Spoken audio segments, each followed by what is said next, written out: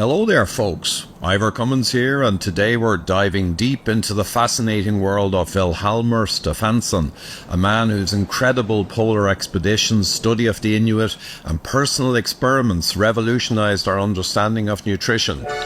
You know, Fred, I hear that eating too much red meat is bad for you. What a load of bug! So fasten your sled, gee up your huskies, and get ready for a riveting ride through the Arctic.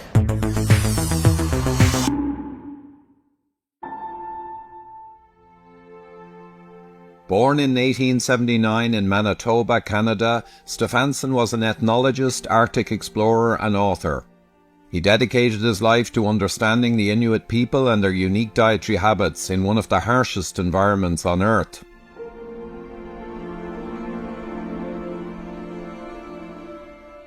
In the realm of human nutrition, few stories are as remarkable and influential as that of Vilhjalmur Stefansson.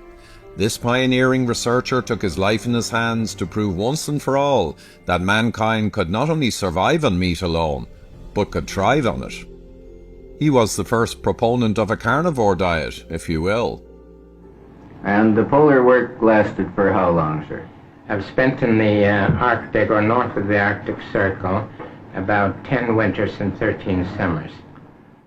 Stefansson's expeditions were nothing short of epic. In 1906 he embarked on a journey to the Arctic that would change the course of his life.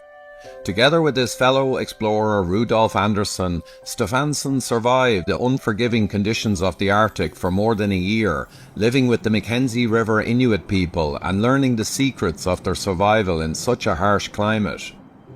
Imagine subsisting in a place where temperatures can drop well below freezing and the land is often barren. The Inuit people had developed dietary strategies that allowed them to survive the extreme conditions. Stefansson became fascinated by their diet, which, for the Mackenzie River people, was salmon, trout and, well, that was it, actually. Salmon, trout for breakfast, lunch and dinner.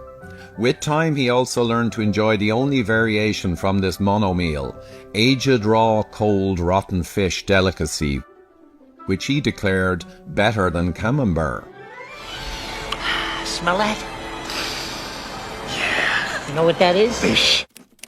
What captivated Stefansson's attention was the realization the Inuit had no access to fruits, vegetables or other carbohydrates, typically considered essential for good health. Yet they exhibited robust health, extraordinary endurance and had low rates of chronic disease. In an effort to learn more about the Inuit lifestyle and dietary practices, Stefansson lived with various other people of the Arctic region and adapted to their diet. He and his colleague Andersson dined exclusively on meat and fish for over a year during their 1906 Arctic expedition, eating fish, seals, polar bears, caribou, walrus, and any other animals that they could hunt or fish. It's important to note that they ate almost nose to tail, consuming the muscle meat, brain and bone marrow, but not the intestines, which were thrown to the dogs. Lucky dogs.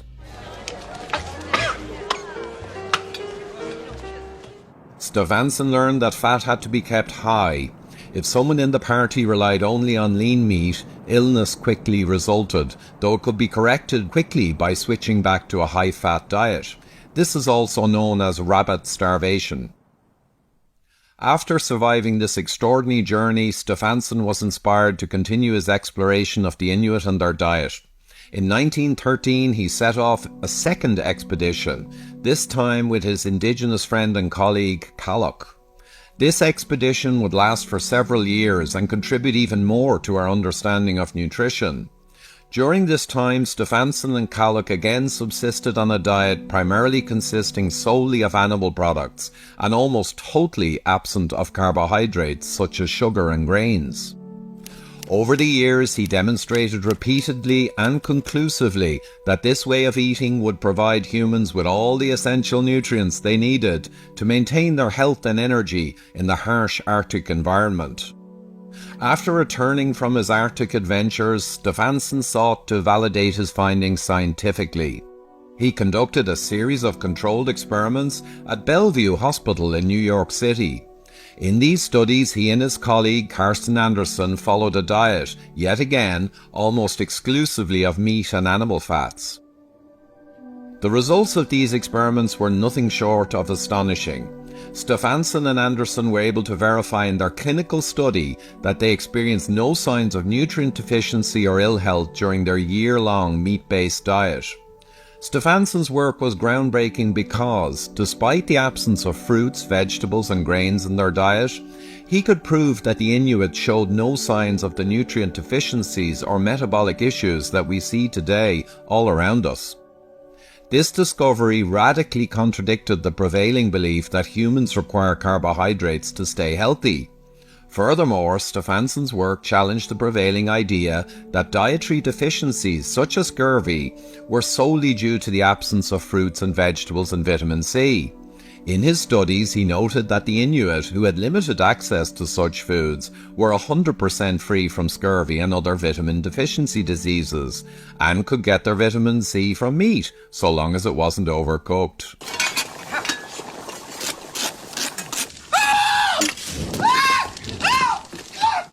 Stefansson chronicled his experiences, observations and findings in several books, the most notable of which is The Fat of the Land. Stefansson's book sparked significant interest and controversy in the nutrition world. His findings ran counter to the conventional dietary wisdom of the time, which promoted a carbohydrate-heavy diet, and he ended up at loggerheads with John Harvey Kellogg, the inventor of cornflakes and a prominent health advocate of the period. John Harvey Kellogg played a significant role in shaping the dietary trends of the time. He was not only a staunch advocate for vegetarianism, but also a vocal critic of meat consumption, especially when it came to saturated fats. Kellogg viewed vegetables, fruits and grains as virtuous dietary choices, while meat and fats were considered sinful. His beliefs were rooted in religious convictions and were disseminated through his widely read publications and lectures. Can you imagine a time when eating meat could ever be considered sinful or antisocial by the powers that be? I think I'm a vegetarian. Well, I think I'm a vegetarian too.